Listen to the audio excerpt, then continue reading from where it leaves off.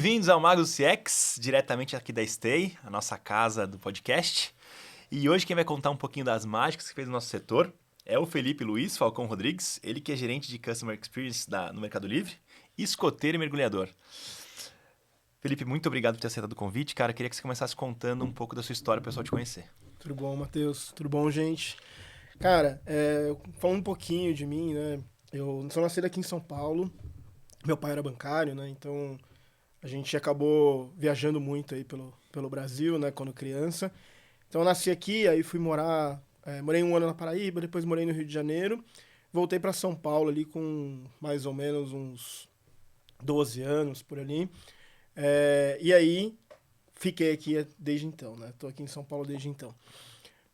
Sou escoteiro, como você falou, e esse tem um papel muito importante, acho que na minha construção de vida e também profissional, né? Que eu acho que tem valores ali que são muito relevantes e que eu carrego até hoje dentro da minha forma de conduzir as equipes e de trabalhar. E aí, falando um pouquinho do lado profissional, eu comecei na antiga Nextel. Na verdade, eu comecei num call center, né, cara? Como muitos que vão para este meio, eles começam. Então, fui representante de atendimento da Telefutura, numa operação da Nextel. E aí eu já tinha ali... A Telefutura virou Activity depois, não foi? Virou Activity depois, legal. isso. Eu tinha ali 18 anos. Antes tinha trabalhado com os meus pais, em algumas empreitadas que meus pais tiveram, né? Minha mãe teve uma agência de formatura, meu pai teve uma copiadora depois do banco, então eu trabalhava um pouquinho com eles, mas o primeiro formal ali foi como representante, né? E ali já na linha de frente com os clientes, entendendo, e eu lembro que uma cena muito marcante, assim, no meu primeiro dia, fui lá fazer entrevista na Telefutura, e aí comecei a conversar com os caras, tal, você vai começar, então beleza. Vem pra cá. Aí me levou direto na operação, saí da sala, entrei na operação, sentei numa PA, aquele call center antigo lotado, o cara me pega um calhamaço assim de papel, coloca na minha frente e fala, ó, o cara vai te perguntar, você abre aqui, tá o índice, você procura, acha e responde. Era uma operação do IG, cara. Não sei se a galera lembra da internet discada, né? Do cachorrinho branco. E aí ele botou um head na minha orelha e falou, você aperta aqui pra falar, você aperta aqui pra mutar, a próxima chamada vai cair, fazer um barulho, vai. E eu comecei a atender. Foi o meu primeiro dia de trabalho. Caramba. E aí o cara perguntava, eu abria aquele formulário e ia procurando e respondendo. Que é tipo mapa de rua, lembra? Que você abria ali, 36, aí você ficava procurando ponto. Exato. Esse foi o meu primeiro treinamento para começar a trabalhar numa operação de call center. E aí depois de um ano, mais ou menos, eu fui para a Nextel mesmo, fui efetivado na Nextel, e aí eu fui trabalhar como atendimento presencial, em loja. Então a Nextel, ela tinha, além do atendimento de call center, ela tinha os atendimentos de loja presenciais, que também faziam, além de vendas de aparelhos e tudo mais, resolver todos os problemas do usuário, igual o call center. Então foi muito interessante também, porque quando você está no telefone, você está do outro lado da linha, você não está vendo a pessoa. A pessoa pode estar nervosa, pode estar estressada, pode estar calma, mas você está do outro lado. Quando a pessoa está na sua frente, uma outra forma de você tratar, uma outra forma de você atender, a pessoa está vendo as suas expressões, não dá pra você, né, putz, nossa, não tô, né, tô cansado hoje, então você tem que trabalhar outras formas, né. E fui construindo carreira na Nextel, então saí do atendimento, fui para a área de qualidade, fui para a área de treinamento, então fui conhecendo cada vez mais um pouquinho desse universo que é CX, né, então como que a gente treina, como que a gente faz as monitorias, depois eu fui para uma parte toda de análise de melhoria contínua.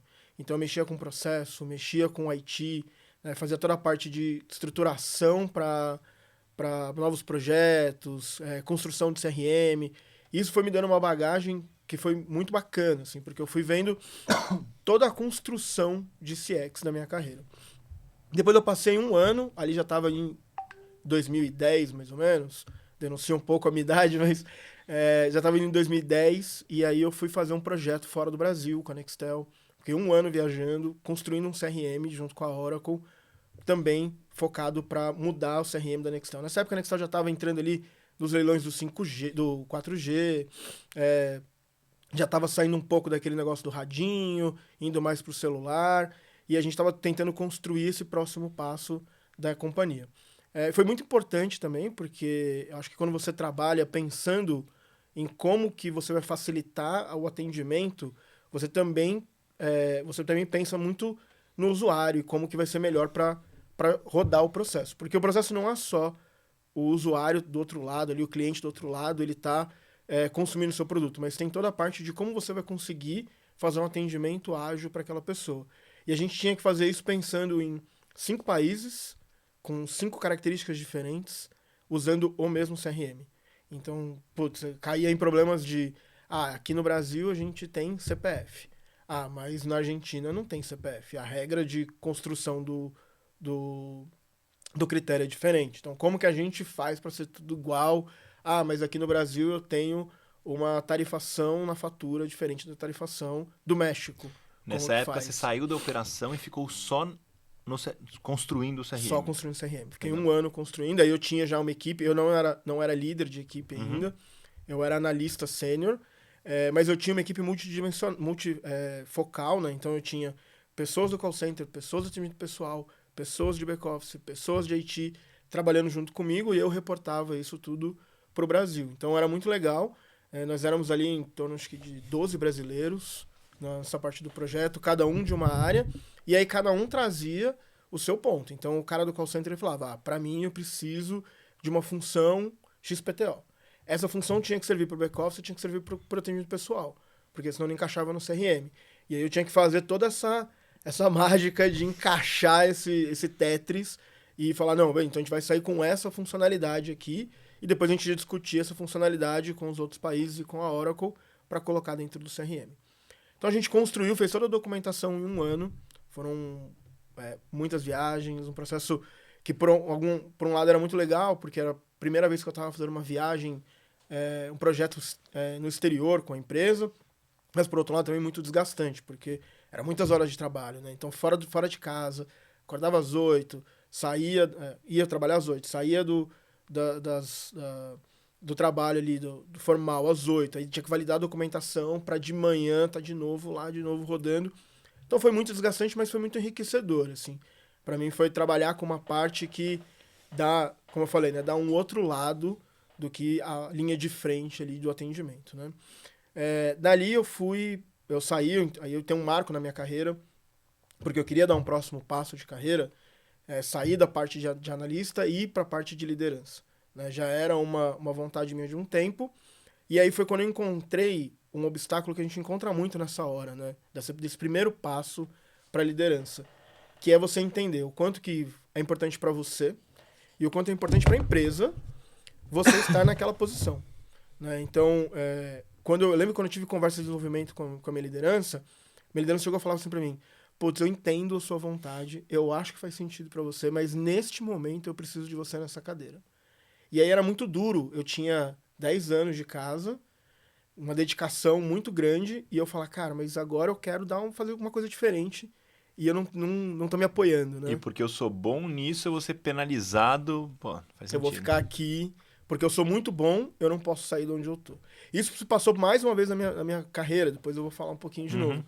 E aí naquele momento eu entendi que quem guia a carreira sou eu, e não quem guia a carreira é a empresa. Porque naquela fase eu acreditava muito que, cara, a empresa vai proporcionar para mim o meu crescimento.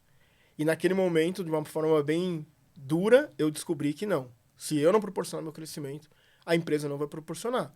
Então eu decidi ali que eu precisava dar um passo diferente. E aí surgiu a oportunidade de trabalhar na Vivo, né, na Telefônica Vivo. E eu estava voltando para o Brasil, estava indo para um outro projeto grande. Então eu tinha voltado do projeto do CRM e como eu falei, né, estava na fase do leilão, do 4G e tudo mais. A Nextel tinha entrado e a gente tinha que montar a estratégia de como que a gente ia atender 4G dentro do Brasil. E aí eu fui realocado para esse projeto. Era um projeto local, mas era o maior projeto dentro da companhia naquele ano. E era uma experiência muito importante para mim, né? Eu ia começar a trabalhar com uma frente nova dentro da companhia, né? Então a possibilidade de você ter um destaque, de você conseguir avançar em carreira também era muito grande. Mas eu tinha essa vontade da liderança, né? Já tinha isso muito desde o começo, como eu falei, eu sou escoteiro, a gente trabalha isso muito da liderança, de como gestionar equipes desde de criança, né? Desde os 7 anos de idade, a gente está dando esses conceitos para as pessoas, e isso eu tinha isso muito forte em mim. E aí surgiu uma oportunidade de uma vaga de coordenador na Telefônica, e aí eu fui para essa vaga, né?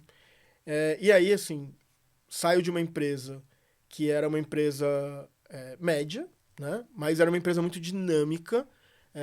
Eu gostava muito do ambiente da Nextel. Era uma empresa que você conseguia acessar as pessoas dos escalões mais altos de uma forma muito fácil e muito natural. Então, tinha café com o vice-presidente, café com o presidente, o vice-presidente passava pelas PAs, cumprimentavam os representantes, os líderes. Então, eles estavam sempre muito presentes. E aí eu vou para uma empresa que é, sei lá, 10 vezes maior do que a Transatlântico, Nextel, né? super espalhada por São Paulo. Então eu vou trabalhar lá no Carrão, num prédio.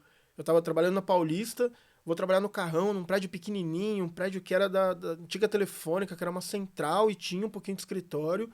E aí, muito nichado, né? Só uma área naquele prédio, sem contato com as demais, mas uma empresa gigante, né? E eu passei 7 anos na Vivo. E lá eu também aprendi demais, assim. Então, comecei como consultor, fui para uma área completamente diferente. Eu atendia processos de atendimento de CX e eu fui atender parceiros que fazem instalação e reparo na casa das pessoas. Então, era um outro lado, era uma gestão de provedor que eu não tinha tido experiência na minha vida ainda, porque todas as operações da Nextel eram internas, né? A gente tinha todo o público ali dentro de casa. E aí eu fui gestionar provedor. E gestionar provedor é um outro universo, né? A gente eu brinco muito com o pessoal das minhas equipes hoje, que eu falo assim, cara, tem o lado positivo e o lado negativo, né?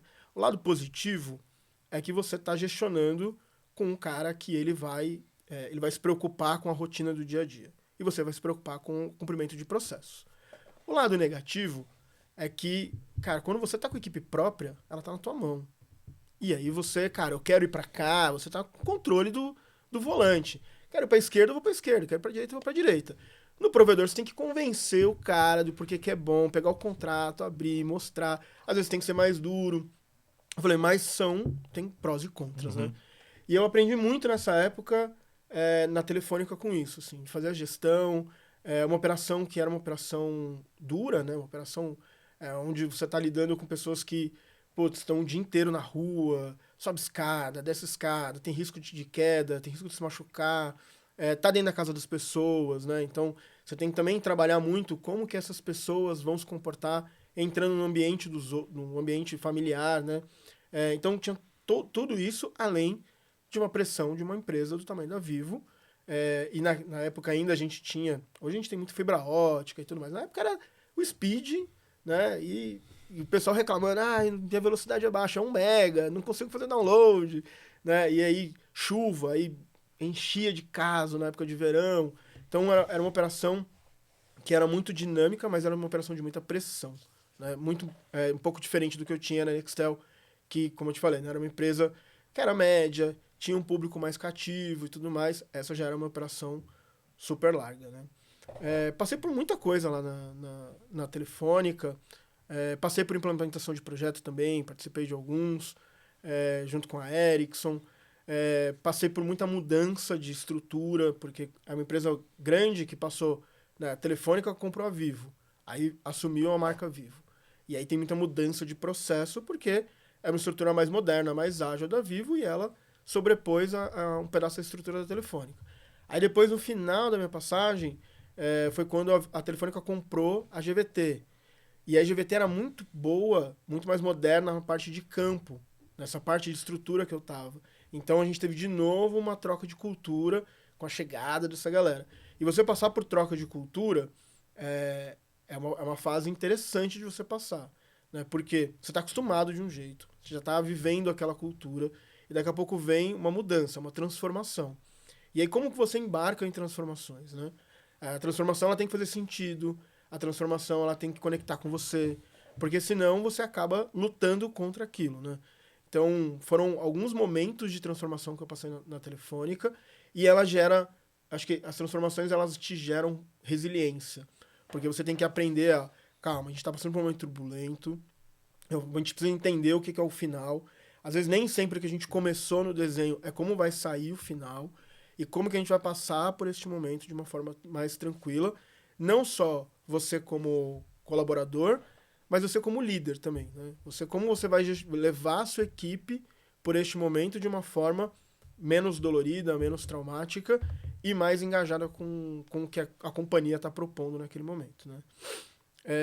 E aí depois de 7 anos, eu recebo uma proposta, já estava ali como coordenador há bastante tempo, cuidando de uma equipe, já estava praticamente cuidando de uma regional, e aí eu falo para você, né, que teve aquele segundo momento que eu tomo essa decisão, porque eu estava como coordenador, eu estava tomando conta de uma regional já há 6 meses, e aí o meu gerente geral ele me chama e fala, ó, cara, você é o nome, você vai assumir a regional.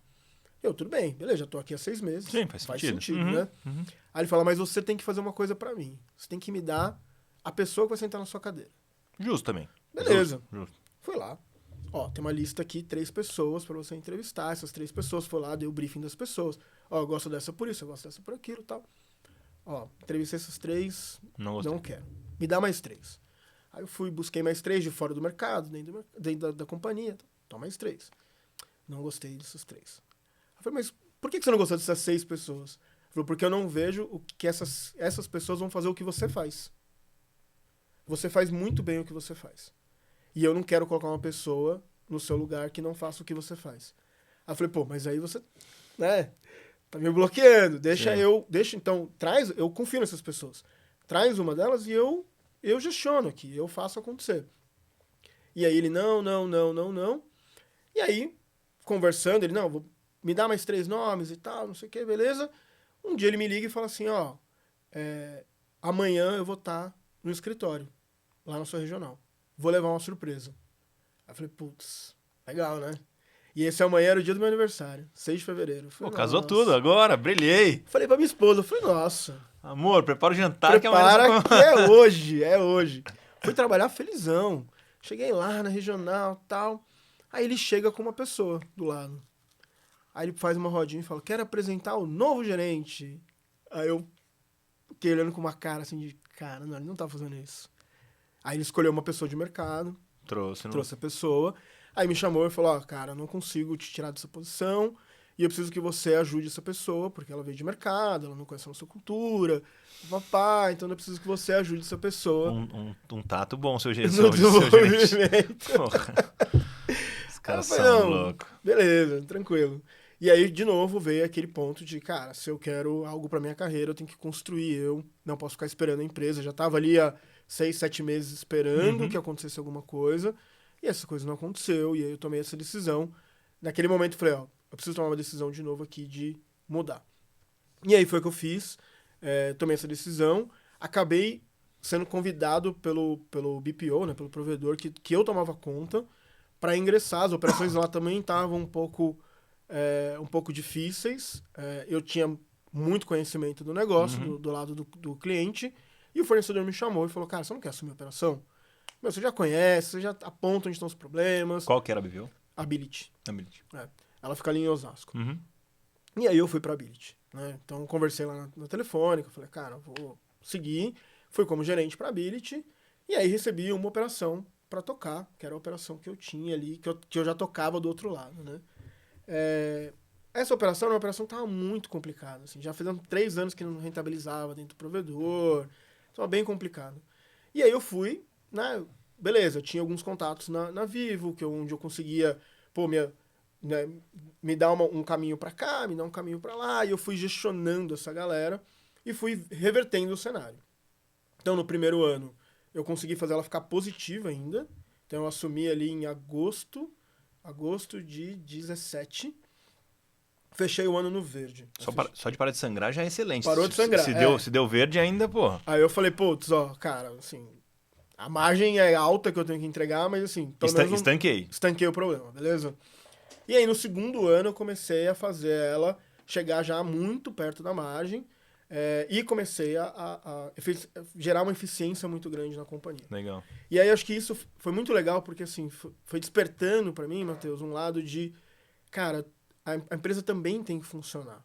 Para a CX funcionar, não basta só você ter bons processos, não basta só você ter times qualificados, mas você precisa fazer com que seja eficiente. Porque quando você começa a ter gargalo, Por mais processos que você tenha de tato com o cliente, né? Por mais processos que você consiga resolver o problema do cliente, se dentro de casa você fica batendo cabeça, você desgasta toda a operação. E isso vai minando até que ela começa a ruir, ela começa a cair. Não adianta. Se você não consegue gerar um motor que funcione direito, uma hora ele vai quebrar. Né? Então eu fui trabalhando muito isso dentro dessa empresa. E aí eu comecei, e acho que é um problema que a gente tem muito, assim, né? Quando a gente começa a crescer, a gente acha que a gente quer sempre mais, né? Então, não, eu tenho uma equipe de 10, pô, se eu cuidar de uma equipe de 20, nossa, tô bombando. Se eu cuidar de uma equipe de 100, nossa, eu tô estourando. E eu tava nesse ritmo. Então, cara, uma operação começou a cair ali, eu falei pro meu gerente, falei, cara, manda pra cá. Manda pra cá. Aí outra operação, não, manda pra cá. E eu fui aglutinando. E eles foram andando. E eu fui trabalhando, só que eu fui cada vez mais focando na empresa e desfocando na minha vida pessoal. Tá bom. Porque eu dava muito mais tempo pra empresa. Então eu comecei com uma operação... Não tem mágica, né? Não tem mágica. Comecei com uma operação ali de 300, no segundo ano eu tinha uma operação de 650, no terceiro ano eu tinha 1.200 pessoas nas minhas operações. Caralho. Mas e nesse caso a empresa foi reconhecendo um pouco mais ou... Não. Tá. Não. Foi só dando... Foi só dando. Tá. E assim, putz, ele tinha 3 gerentes para as 3 operações, eu assumi, ficou um gerente e 0 reconhecimento, né? Tá. Tinha 3, ficou 1, toma um salário de 3. Né? Que seja, né? 1,5, 2. Né? Foi vindo. Então, no final, eu tinha basicamente todas as operações aqui da parte de Osasco e região. Então, eu tinha o atendimento de telefone, o atendimento de fibra ótica e toda a central de back-office e envio de serviço. Então, eu controlava toda a estrutura. Então, se eu queria gerar uma eficiência em algum lado, estava na minha mão. Eu não tinha que conversar com uma outra área para conseguir gerar. Só que isso era legal, porque no final do dia, cara, faz assim, que na ponta ali responde de outro jeito, mas foi o que eu te falei, né? Eu trabalhava 20 horas por dia. Tá. Até que eu recebi um cartão amarelo da minha esposa, falar, não tá dando certo, você tá trabalhando demais, a gente tem que tomar uma decisão aqui. E eu falei pra ela, não, calma, eu resolvi lá as pendências, tá fluindo melhor agora, acho que eu vou ter mais tempo. A tempestade passou, agora vamos... Agora eu vou, né, ter mais tempo. Engano, né? Doce ilusão. Ilusão. Agora vai dar certo. E não deu. Não deu. Aí eu lembro que era 2019, aí tinha o carnaval de 19, e aí a minha esposa falou, cara, vamos curtir o carnaval, você tá trabalhando muito e tal, você chega em casa no telefone e não para. Pilhado. Eu falei, não, tá bom. Eu organizei tudo na empresa, fiz todo o planejamento, validei com a Vivo, falei, tá tudo certo. Então, eu vou tirar o carnaval, tá? 4 dias. Não, tá tudo certo. Beleza. Acordei no sábado, falei, cara, tô tranquilo, vou tomar meu café da manhã e vou pra um bloquinho. Toca meu telefone. Aí era que foi meu amigo, foi meu gerente lá na Vivo. Cara, tô na sua mesa, mandaram a gente vir pros provedores pra garantir a entrega, eu preciso de você aqui. Aí eu falei, cara, você não tá fazendo isso comigo, cara, eu vou ficar solteiro, velho. Minha esposa vai me dar o cartão vermelho agora. E aí eu tive que ir. E aí eu falei pra ela, eu vou hoje, amanhã eu não vou. Eu garanto pra você. Iludido, né? Iludido. Vai sim, tá bom. A minha esposa fala que eu sou muito positivo. Ela fala, você é o positivão, você acha que tudo vai dar certo. E aí eu passei os 4 dias trabalhando. Cara. E aí quando eu voltei pra casa, ela falou, acho que não tá dando, você tá num ritmo de trabalho muito forte, a gente não tá conseguindo... Ser casado. Conviver, né? Como casal. Eu não tenho um marido, não tenho. Exato. E aí ela também tava num momento de transição de emprego e tal. Ela falou, quer saber? Eu vou fazer assim, eu vou fazer um intercâmbio e eu vou pro Canadá, vou ficar 3 meses lá e quando eu voltar a gente vê. Aí eu falei, não vai. Sozinha não vai. Então assim, se você vai, eu vou. Ela falou, mas como é que você vai? Você não consegue passar o carnaval comigo? Aí eu falei, não, eu vou dar um jeito. E aí eu já tava assim, num nível de estresse, né? Depois eu fui entender que era um burnout, que eu já tava... Tá bom, você já tava no limite. Estourado, no limite. E aí eu falei pra ela, vamos fazer assim, eu vou pedir demissão e a gente vai ficar 1 ano fora. Pô. A gente vai tirar um sabático. Ela falou, não, você não vai pedir demissão. Ela acreditou? Ela acreditou. Ela acreditou que você? Acreditou. Tá. Ela falou, não, você não vai pedir demissão. Eu falei, vou pedir demissão. E isso era março. Aí eu falei, não, vou pedir demissão porque pra mim é mais importante o meu casamento do que neste momento que eu tô construindo Tá. lá. E eu sempre tive um negócio... Quando eu tava na Nextel, uma amiga minha fez isso. Ela pediu demissão e foi pra Irlanda ficar 1 ano lá. E eu falava pra ela, Miriam, cara, você vai jogar sua carreira fora, você tá construindo sua carreira. Ah, você tinha esse medo de... Eu tinha esse medo. Vou interromper, já era, não vou servir mais pra nada. Eu vou voltar, vou fazer o quê, né? Entendi. E aí, nessa hora eu falei pra ela, eu tenho esse medo, mas o nosso casamento é mais importante, tô comprometido contigo. Cheguei na empresa e pedi demissão. Aí o meu gerente ficou maluco, falou, não, cara, você tá louco, como é que você vai sair? Não, tá... Chama a sua esposa que eu vou conversar com ela. Eu falei, não, você tá louco, cara. Chama a sua esposa. Você tá louco que chamar minha esposa pra você conversar com ela, cara. Eu vou montar uma casa pra vocês aqui. Aí você vai estar sempre em casa. Aí... Eu vou botar ela aqui também com junto, acabou. Vocês vão estar juntos o tempo inteiro. E aí, cara, no final eu pedi demissão. Em 3 meses eu fui pra Irlanda. E aí Pro eu Canadá, vendi tudo. ou não, Irlanda? Não, a gente mudou pra Aí Irlanda, tá bom, porque a gente foi ficar 1 ano. Tá bom. E aí a gente foi pra Irlanda, e aí eu vendi tudo, cara. Vendi móvel, vendi carro, vendi tudo e fomos embora. E aí a gente foi pra estudar inglês e dar uma relaxada e se reconectar e tudo mais. E aí foi um período que, de novo, assim, pra mim foi mais uma lição de vida, assim. Porque eu tinha muito esse medo, né, de, cara, quando eu voltar, o que é que vai acontecer?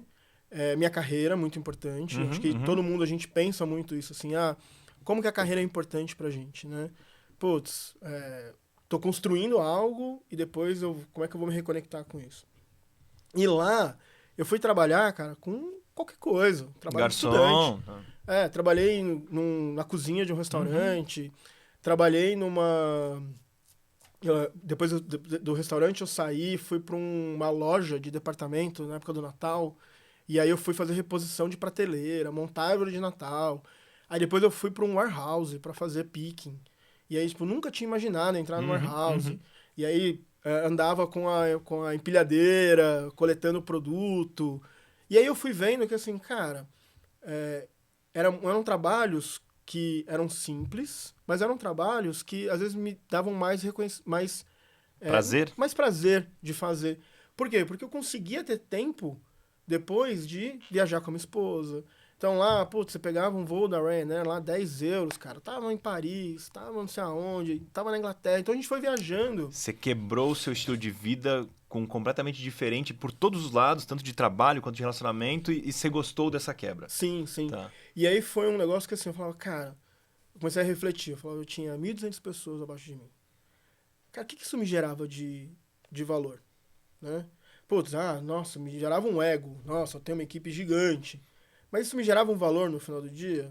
Não. Tá. Porque eu não tinha vida. E aí, quando eu fui trabalhar com essas coisas, eu fui vendo que, assim, cara, não importa o tamanho da operação que você está fazendo, não importa importa o quanto você está se sentindo realizado ali. O quanto aquilo está fazendo sentido para você. E aí, no final, a gente estava trabalhando num hotel, cara, arrumando cama, sabe? Tipo, e aí eu falava pra minha esposa, não, eu vou fazer rápido, porque daí eu vou te ajudar, e a gente vai terminar rápido junto pra poder ir curtir. Sabe? Porque não importava se eu trabalhava 10 horas ou 5 horas. Se eu executasse a quantidade de quartos que eu tinha que executar, eu estava livre. Então, assim, foi me gerando um outro lado de entender que, assim, cara, eu não preciso ser workaholic neste nível. E eu tenho um pouco disso em mim, assim, de fazer as entregas, de como que eu vou trabalhar. Mas eu precisava muito mais focar naquilo que dava realização. E naquele momento a minha realização era estar em contato com a minha esposa, ter todo esse momento de conexão com ela, reconstruir um pouco do que ficou fragilizado ali com aquele momento do burnout. E a gente trabalhou junto, super gostoso, viajamos pra caramba. E aí, quando a gente tava chegando ali no final de 19, a gente tem que tomar uma decisão. Se a gente continua aqui, a gente volta, o que a gente vai fazer? E a gente decidiu voltar pro Brasil. Porque para tirar o passaporte, tinha direito, mas eu não tinha o passaporte, eu tinha que tirar o passaporte, aí tinha todo um trâmite. A gente falou, cara, a gente também tá tentando, se reconectou, quer aumentar a família, tal, vamos voltar? Vamos voltar. Quando a gente decidiu voltar, a gente falou, vamos fazer um mochilão, então, né, de despedida. Sprint final aqui do final, projeto. E aí a gente volta pro Brasil. Falei, tá bom. Comecei já a procurar emprego no Brasil, participar de algumas entrevistas remoto e tal. E aí a gente começou o mochilão. A gente começou o mochilão, veio a Covid. Então a Foi gente... bem começo de 20, tá? comecinho de 20. A gente tava ali... A gente fez um mochilão que a gente saiu da Itália e foi terminar na Bélgica. E o Covid, ele fez exatamente esse caminho na Europa. Ou seja, foi vocês que levaram o Covid até a Bélgica. Cara, Perfeito. não, o pessoal fala que a gente trouxe pro Brasil. E depois não, você disseminou até a Bélgica e trouxe pra cá, perfeito. Você é o homem zero ali A gente tava sempre uma semana, mais ou menos, na frente do Covid. do Covid. Então a gente tava na Itália, saiu da Itália, a Itália fechou. Aí foi pra Áustria, a Áustria fechou. Tá, Aí, foi indo. e foi assim, eu falei, pelo menos a gente não fez o inverso, né? Porque a gente ia chegar no meio do caminho e ia ter acabado a viagem. E aí a gente fez essa viagem e aí voltou pro Brasil. O plano você conseguiu concluir? Concluí. O plano já era até a Bélgica? O plano era até a Bélgica. Tá, então você... Terminava na Bélgica, Legal, voltava pra Irlanda, da Irlanda pro Brasil. Tá. E a gente concluiu. Beleza, chegamos na Irlanda, voltamos. E aí eu tava mais ou menos em 3 processos ali, já discutindo, já quase as últimas fases. Quando a gente chegou no Brasil, o Brasil fechou. Uma semana depois fechou o Brasil. Tá. E aí todos os processos fecharam. Aí eu falei, putz, meu maior medo se concretizando, porque eu saí, eu tinha ali um salário legal, um cargo legal, voltei 0. E sem perspectiva, porque o mercado fechou. Sim. E aí nossa, o que eu vou fazer, o que eu vou fazer? E aí, aquele meu gerente da Ability me ligando de tempos em tempos. E aí, cara, você vai voltar? Você vai voltar? Você não quer voltar? Ah, ele queria que você tivesse. Ele queria que eu voltasse pra lá. E eu falava pra ele, não, cara, não vou voltar. Pra ir eu não vou voltar. Só que aí eu tive que engolir o meu orgulho e falar, tá bom, eu volto pra aí. E aí eu voltei, ele me recontratou, eu voltei pra lá. Mesma posição? Mesma posição. Dos 3 operações? Não, uma operação. Ah, tá. Operação. Eu voltei pra lá, só que aí eu falei pra ele, ó, cara, eu voltei, tô em São Paulo, não quero aquele ritmo de trabalho. Né? Vamos combinar assim? Não, vamos combinar assim. Eu cheguei, passou 3 semanas, ele falou, cara, eu preciso de você lá em São José dos Campos. Aí eu falei, não, cara, você não tá fazendo isso comigo de novo. E aí ele me mandou pra São José dos Campos. E aí ele falou, não, eu vou te dar um apartamento aqui. Eu falei, cara, mas eu já aluguei um apartamento em São Paulo. Minha esposa tá trabalhando, inclusive, eu já consegui um emprego também. Tipo, eu não consigo morar em São José. E aí começou a voltar aquele mesmo comportamento de, olha, a empresa tá precisando de você aqui e tal. Aí eu falei, ó, não vou ficar aqui, cara, vou achar um caminho. E aí já era ali por agosto. Ah, você ficou uns 6 meses, pelo menos, ali. Fiquei uns 4, 5 meses. Tá bom. Eu voltei a trabalhar em março até mais ou menos agosto. Aí eu falei, tocou o sino, eu falei, eu preciso me mexer. E aí foi quando surgiu o Mercado Livre. Tá, só uma pausa aqui. Esse medo que você demonstrou, né, que você tinha, você falou, pô, será que se eu quebro minha carreira, vou pra fora, fico 1 ano? Eu acho que é menos problemático você ir ou não ir, e mais uma questão de narrativa. Então, se você consegue contar uma boa história coerente, que faz sentido aquela pausa naquele momento, eu acho que não é problema nenhum.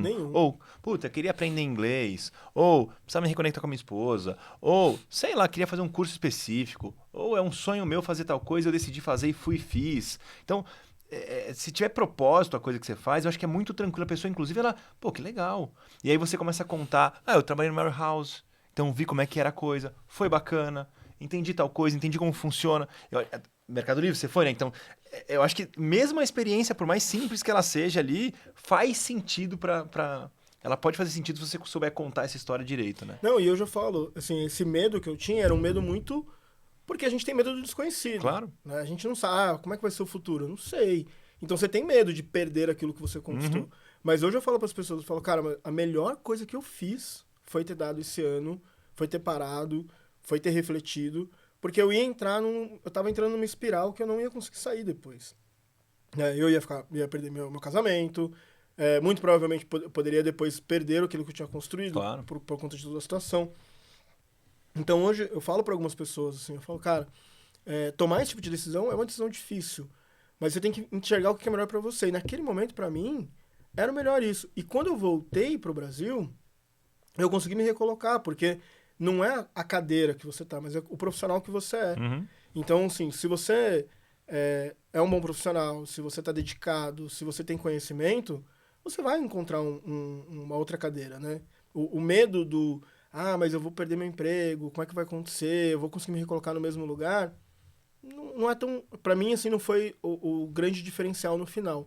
Era um medo que eu tinha, mas foi um medo que rapidamente superei, porque eu vi ali na vida como ela é, como que funciona, né? Então, Eu até recomendo para as pessoas. Falo assim, cara, acho que as pessoas precisam passar por isso. As pessoas precisam fazer um intercâmbio, sair da sua zona de conforto, para fazer reflexões. É muito importante porque eu volto com uma outra cabeça pro Brasil depois. Até a minha chegada no Mercado Livre, ela mostra isso, assim. Tanto visão de mundo, como o mundo funciona, você começa a ver uma outra sociedade que... Você fala, cara, por que aqui isso funciona tão bem e lá não funciona? Peraí, então tem um caminho. Eu fiz isso quando eu tinha 18 anos, 18 para 19, também trabalhei catando tomate, empacotando vegetal, em balada. Eu trabalhei onde tinha para trabalhar, numa escola, eu era faxineiro numa escola de madrugada, enfim. Mas eu acho que você perde um pouco da arrogância, Sim. você começa a ver coisas... Você fala, para, se funciona tão bem aqui, gente, né? É tudo gente também, terra, por que lá não funciona? Aí você começa a se questionar de outras coisas. Eu acho que eu sou super a favor também do que você... E assim, acho que tem um ponto que eu aprendi muito e refleti muito lá, que, assim, foi como eu falei, não é o tanto que você tem, mas é o impacto que você gera. Então, assim, o fato de você estar trabalhando numa empresa, às vezes você fala assim, mas eu estou numa área que é uma área, sei lá, pequena, ou, eu tenho uma equipe, eu tenho 4, 5 pessoas. Não importa o tamanho da equipe que você tem. Importa o quanto que você vai fazer. E lá você vê isso, assim, muito claramente em alguns lugares. Lá você vê assim, cara, as pessoas elas não estão preocupadas com, talvez, eu ganho muito ou ganho pouco. Eu estou preocupado com o que eu faço com o que eu ganho. Qual que é a qualidade de vida que eu tenho. O trabalho não é mais um modo de vida, é o todo. É o todo. E o trabalho é um pedaço da sua vida que tem que te dar Exato. prazer, que você tem que gostar do que você faz, Exato. mas como você combina com o E resto. qual que é o impacto que ele dá na sua vida. Sim. Então, assim, quando eu voltei pro Brasil, eu voltei muito com essa cabeça, assim. Porque, como eu te falei, na Billit eu tinha muito esse pensamento de, eu quero ter mais. Volume. Quero ter mais. Se eu tiver mais, eu vou ser muito importante. Eu vou ser muito relevante. E aí eu volto pensando assim, cara, a minha relevância não está na quantidade de pessoas que estão no meu time. Está na entrega da qualidade que eu faço. Sim. Então eu posso ter 3 pessoas. Se essas 3 pessoas geram um impacto positivo, e geram um impacto positivo, né? Eu consigo ter a minha vida, elas conseguem ter as vidas delas. E a empresa tá com a saúde, tá entregando os resultados, tá perfeito, cara. Tem algumas empresas que estão em voga hoje, principalmente que estão usando IA, que elas falam assim, essa empresa fatura 20 milhões de dólares e ela tem 12 pessoas. Ou seja, a maior prova disso talvez ela fature mais, nem sei, né? Tem empresas que faturam mais do que o próprio, acho que é aquele OnlyFans lá, tem 20 pessoas e fatura 300, sei lá, é uma loucura. Não estou nem dizendo do negócio em si, mas é o que você falou, né? Não importa se eu tenho 1.200 pessoas, foda-se, é melhor ter 20 e entregar, e gerar muito mais valor do que... Então, assim, para mim foi muito mais o quanto que o impacto e o valor é gerado do que o quanto que o meu ego talvez estivesse sendo massageado, né? Legal. E aí você foi pro Mercado Livre? E aí quando eu vou pro Mercado Livre, é de novo um ponto muito nessa linha, porque quando vem a proposta do Mercado Livre, é uma proposta para dar um downgrade de cargo. Então eu voltaria a ser um supervisor, sairia do cargo gerencial. E aí eu falo, cara, eu tô muito mais preocupado agora em montar uma rotina saudável para mim. Aqui eu sei que não é saudável. Então eu tô muito mais preocupado em montar uma rotina, não cometer os mesmos erros que eu tava cometendo. E se eu tiver que dar um passo para trás, que também é um medo das pessoas, eu vou dar um passo para trás, não, mas eu vou reconstruir. E aí quando eu fui pro Mercado Livre, eu lembro que a pergunta foi feita para mim foi assim, mas você hoje é um gerente, você vai vir como supervisor, você vai ficar 1 ano aqui, você vai botar o Mercado Livre no currículo e vai vazar.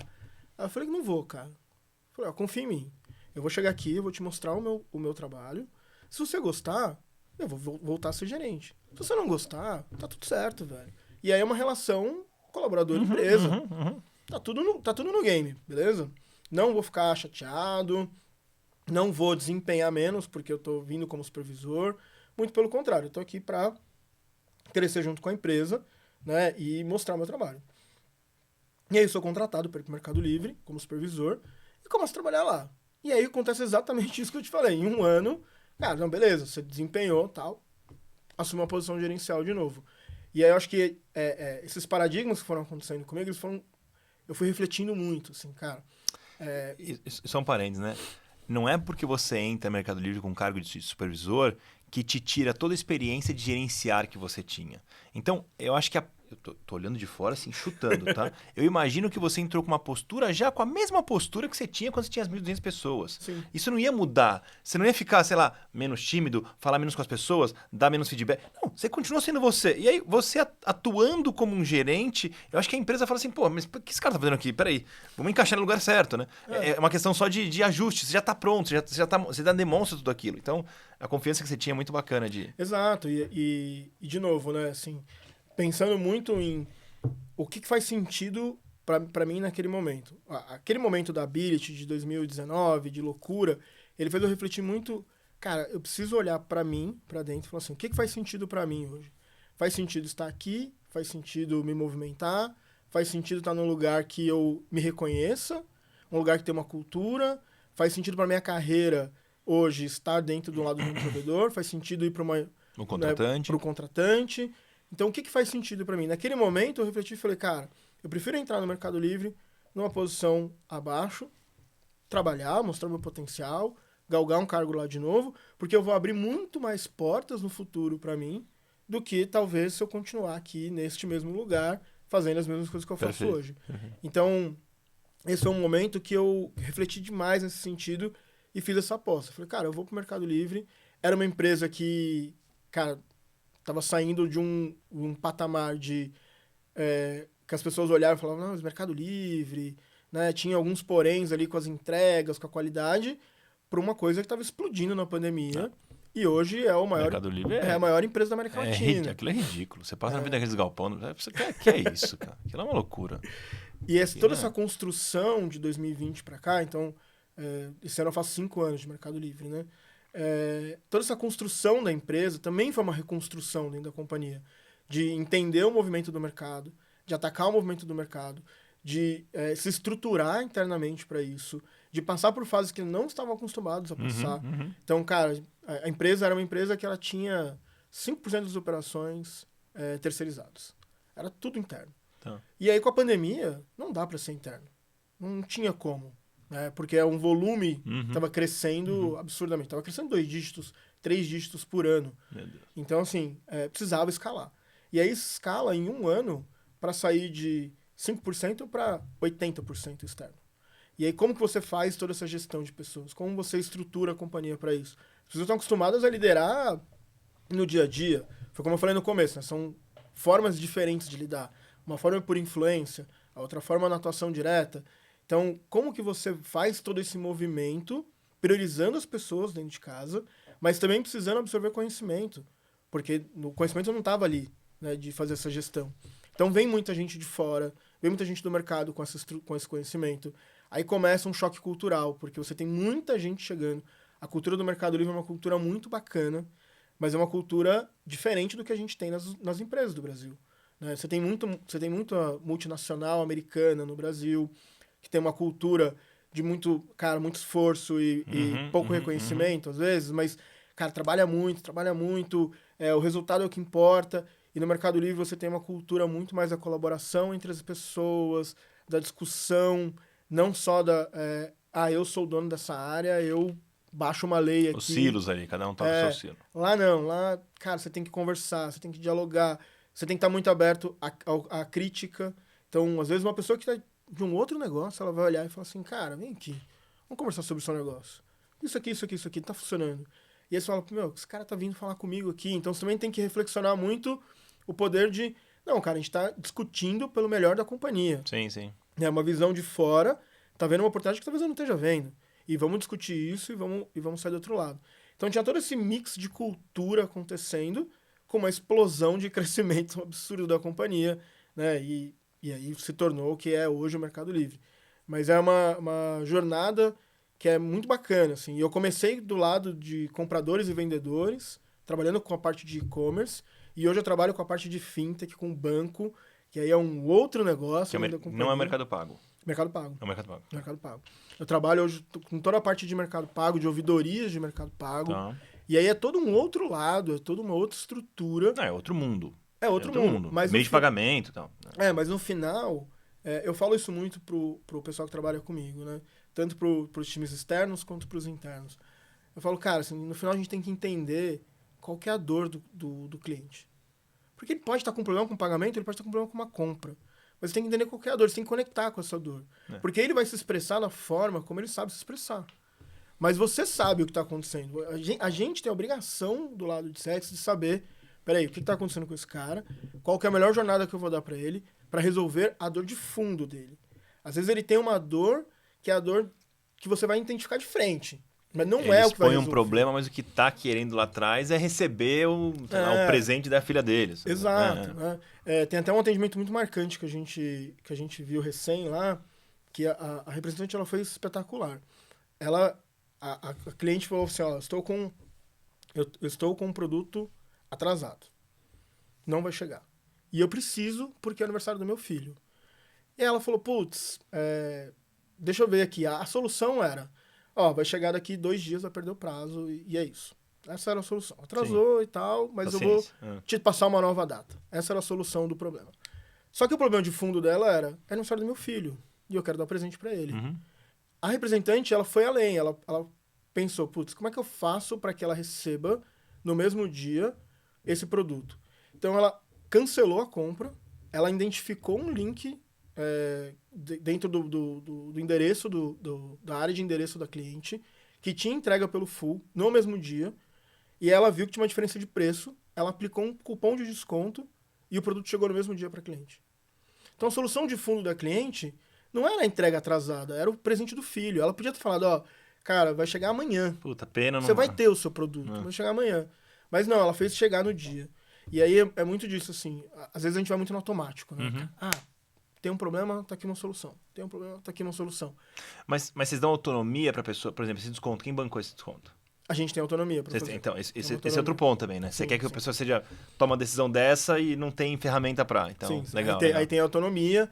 Para algumas situações, Claro. tem alguns níveis que você pode ir, dar um cupom de desconto, ou faz um cashback. Entendi.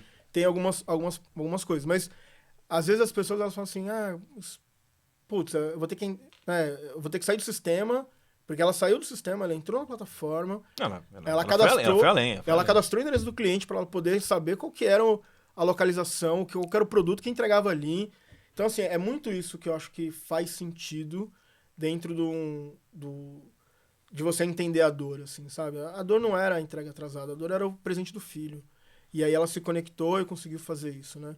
Então eu falo isso muito para meus times, assim, cara, conectem-se com a dor de fundo, a dor real. Às vezes o usuário tá falando, não consegui fazer um pagamento, mas o que é esse pagamento? Às vezes é um pagamento muito importante para ele, e ele não tá conseguindo fazer. Às vezes é um pagamento de uma parcela de um apartamento dele, sabe? Que, putz, cara, eu preciso fazer esse pagamento. E aí tem um tema de limite, alguma coisa.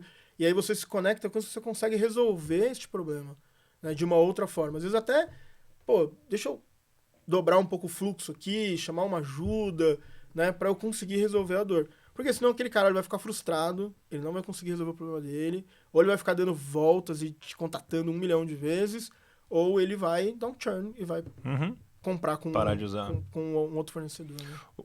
Hoje o Mercado Pago, ele já meio que anda... Óbvio que ele atende muito o Mercado Livre, mas ele também anda sozinho. Ou seja, tem muita transação acontecendo em outros lugares, né? Sim, e aí eu acho que tem uma facilidade, uma dificuldade, onde é Mercado Livre, vocês têm mais... Não sei se você consegue ajudar melhor, onde não é, tem mais dificuldade, depende do parceiro que está vendendo, da onde está sendo a transação. Sei lá, se eu estou fazendo uma transação de um parceiro do pagamento, depende do financiador. É que hoje, o Mercado Pago, ele tem já... É um banco autônomo, praticamente. Tá bom. Né? Então, já tem opções de crédito, cartão de crédito. Então, antes... tem os produtos normais dele, ele produtos toca... normais de uma fintech normal. Tá. Antes, você tinha muito vinculado, né? Tá. O meio de recebimento do vendedor. Do vendedor. O vendedor fazia a venda, ele recebia pelo Mercado Pago. Tá. Hoje não. Hoje, você tem muitos clientes que não são vendedores da plataforma, e eles usam o Mercado Pago como seu banco principal. Ou banco E aí virou completamente apartado. E virou completamente apartado. Legal.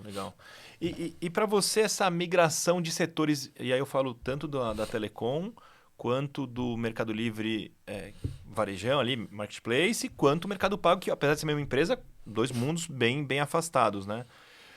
O que você conseguiu levar de um para o outro, que não importa até para outro setor que você vá, faz sentido sempre levar? Quais são os mantras aí, as principais, sei lá, regras de ouro? Não sei como é que você pode chamar esse... Não, eu acho legal a sua pergunta, porque tem muita gente, às vezes, fica focado dentro do mesmo segmento, né? Ah, não, eu comecei nesse segmento, eu vou nesse segmento até o final. E assim, eu acho que o que te constrói como profissional, e aí não só como líder, mas como profissional mesmo, né? Então, eu falo muito assim, cara, você tem as características que te levam. Então, você é comprometido, você às vezes é mais estratégico, você é mais analítico, você tem essas características que te formam como profissional. O que você está trabalhando é uma casca, né? Você vai trabalhar ali aquele processo, aquele conhecimento. Então, você tem que se dedicar a conhecer. Então, a primeira coisa que eu fiz quando eu mudei de segmento, né? Então, eu estava em telecom, fui para e-commerce. A primeira coisa que eu fui fazer foi, cara, onde eu estou entrando? Deixa eu entender e deixa eu ouvir as pessoas que já estão aqui há mais tempo. E de forma ampla da empresa, o Da negócio empresa. como um todo. Negócio como um todo. Não só o atendimento da empresa, o Negócio como um negócio. todo. Tá. O que o Mercado Livre faz? Então, quando eu comecei no processo do Mercado Livre, eu fui entender o que o Mercado Livre fazia. Então, cara, quem é o Mercado Livre? O que o Mercado Livre opera? Como que é feito? Né? Eu fui me cadastrar no Mercado Livre. Eu não tinha conta no Mercado Livre ainda. Então, eu fui lá, me cadastrei, olhei, cara, funciona assim, putz, este é o negócio. Depois que eu entrei, eu fui ouvir as pessoas. Então, cara, beleza, como que funciona isso aqui? Né? Quais são os pontos positivos, os pontos negativos?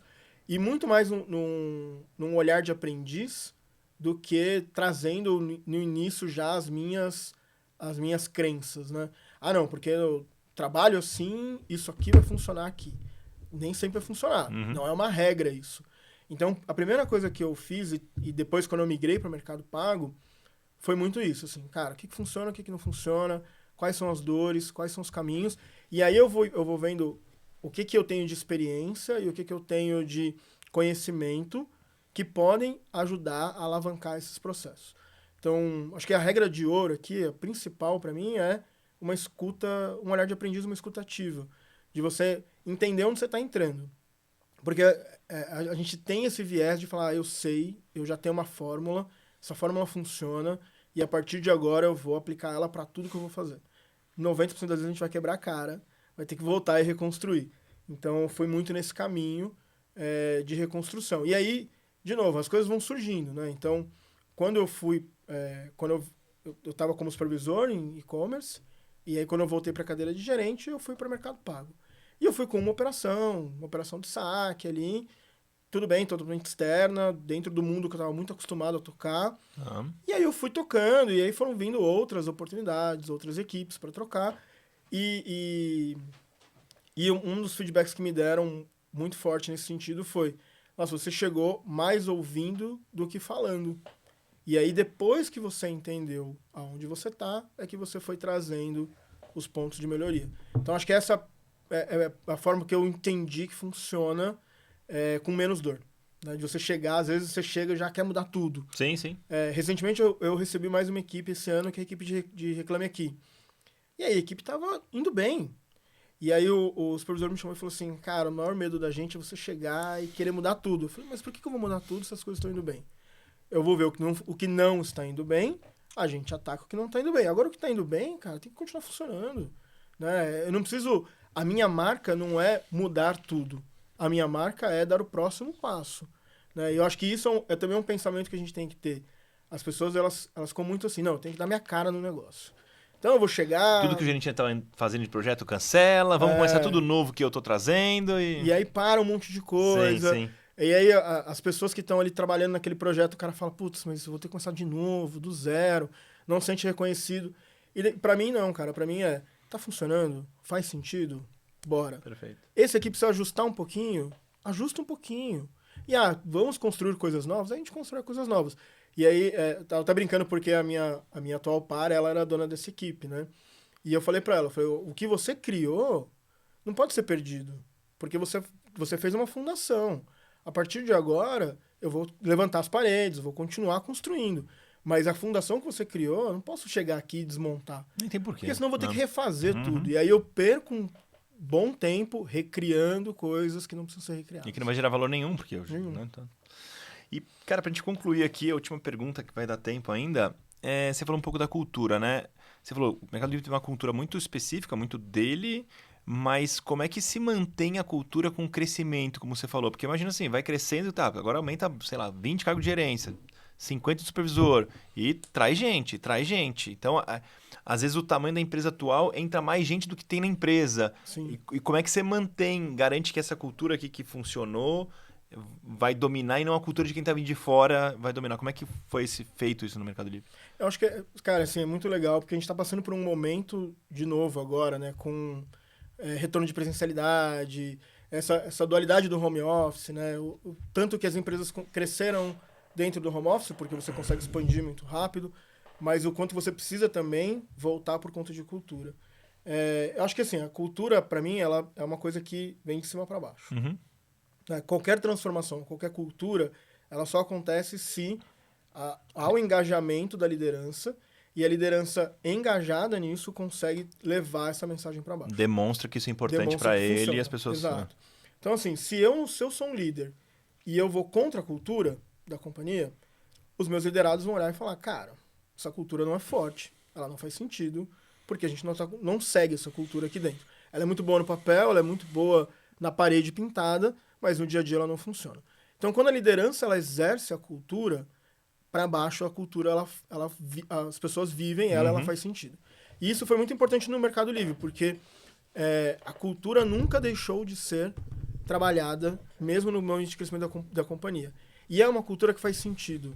É uma cultura disruptiva dentro do que a gente tem dentro de mercado brasileiro. Onde você está muito acostumado em entrega, entrega, entrega, e aqui chegou um momento que a gente falava assim, é mais importante como você entrega do que você entrega. E aí, quando você tem essa disrupção, de você falar assim, cara, ninguém tá botando uma faca no meu pescoço para entregue a qualquer custo. As pessoas estão falando, cara, entregue de uma forma saudável. E aí, quando você começa a viver essa cultura e ela faz sentido para você, você consegue enraizar e passar. Então, quando isso vem de cima do vice-presidente, da diretoria, da gerência, você vai conseguindo assimilar ela mais fácil. O que eu acho que a gente está passando agora é um momento de... As pessoas estão muito desconectadas como empresa, né? As pessoas estão muito em casa. E aí, em casa, você vê câmera fechada, você vê uma desconexão em alguns momentos de não tô te ouvindo, não participo. Muitas vezes, cara, minha internet caiu, e aí some. Tá. E aí você tem um pouco desse momento de, tá bom, como que a gente vai reconectar essas pessoas? E aí eu acho que, em alguns momentos, você fazer o contato 1 a 1, né, levar a pessoa para o ambiente da companhia, onde a cultura é mais presente. Então, você está numa reunião virtual, né, ou você precisa resolver um problema virtualmente. Você vai lá, tenta falar com a pessoa, não tem agenda, porque hoje a nossa agenda não Lotada. tem um espaço, é uma reunião colada na outra. Então, eu não consigo falar com você porque eu não tenho espaço na sua agenda. Mas quando você vai no presencial, cara, você vai na mesa ali, vai no café. No café, no banheiro, no corredor. E aquela reunião que você tinha marcado, você fala, cara, mas será que eu preciso fazer essa reunião mesmo? E aí sobra um espaço na sua agenda. Então, eu acho que a cultura também, ela vem desses momentos de conexão real. De você falar, cara, eu consigo trabalhar e eu consigo ver essa cultura funcionar ao vivo. Então, quando a gente vai lá pro campus, e o campus do Mercado Livre é muito legal. A Melicidade, né? A Melicidade. Ela é um ambiente aberto, não tem parede, você não tem posição fixa. Então, cara, eu quero sentar nessa mesa hoje, eu sento, amanhã eu sento em outro lugar. Hoje eu quero trabalhar com você, amanhã eu quero trabalhar com fulano, um do lado do outro. Cara, você pode fazer o que você quiser. E aí, quando você vai para esse ambiente, você vê esse ambiente que, por si só, já te força uma colaboração, e a cultura da companhia é uma cultura de colaboração, você se conecta. Então, eu falo muito pro pessoal, assim, cara, pega um dia na semana, vai no escritório, vai ver como é que funciona, vai se conectar. Obviamente, a gente passou por um momento a empresa saiu de... Não, mesmo sendo gigantesco, ele não cabe. X para 50X, né? Meu Deus do céu. Então, assim, aí você tem as dificuldades hoje em dia da presencialidade. Tem lugar para todo mundo? Não tem, o refeitório fica cheio, o estacionamento fica cheio. A companhia também está se planejando para isso, né? Então, está fazendo as mudanças estruturais. Já vai ter mais um novo escritório? Porque, não, assim... uma expansão do escritório. Tá.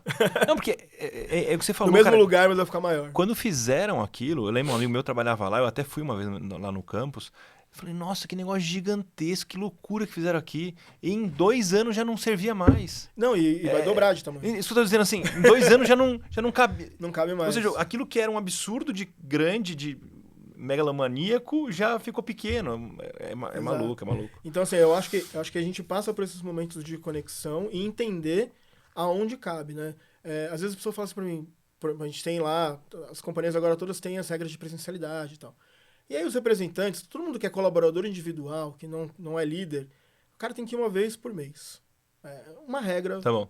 E às vezes as pessoas falam assim pra mim, Fê, mas putz, eu tenho que ir uma vez por mês. Cara, mas já parou pra pensar o quanto que você ganha estando uma vez por mês no escritório? O quanto de colaboração, você vai estar em contato com os seus colegas, você vai poder trabalhar em conjunto, você vai poder trocar a experiência muito mais rápido. Porque às vezes a gente tem lá, né, as famosas meets, aí você abre uma meet lá pra fazer uma meet de dúvida, aí o cara tem que entrar, tem que mandar uma mensagem, eu tô aqui, alguém entra aqui comigo, me dá 5 minutos. Cara, quando você tá num mesão, o cara tá do seu lado ali, você já troca, tô com um problema tal, me ajuda a resolver tal. Resolve muito mais rápido. Sim. Então eu acho que a cultura vem daí, né? Vem do ambiente ser propício, vem de você ter uma liderança comprada e que vive a cultura. Se você vê que a cultura não está sendo vivida pela pessoa de cima, você começa a colocar dúvida. Então, e aí isso no Meli foi muito forte, porque a alta liderança, ela sempre fez muita, não diria força, mas assim, ela sempre foi um espelho da cultura. Então, se você não consegue conviver naquela cultura, você automaticamente se vê fora dela. Sim. E aí não faz sentido pra você. Tá certo. Cara, faz total sentido, assim.